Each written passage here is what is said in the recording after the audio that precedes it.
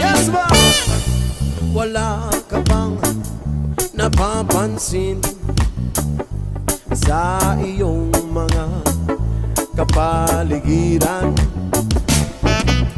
Kay dumi na ng hangin, pati na ang mga ilog natin. Hindi na masama ang pagpunta at malayong-layo na rin ang ating narating. Ngunit masdan mo ang tubig sa dagat, dati kulay asin, ngayon'y naging itim.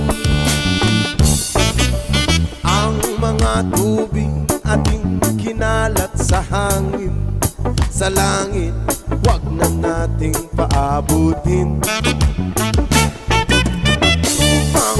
Kung tayo'y pumanaw man sa riwang hangin, sa langit natin matitikman.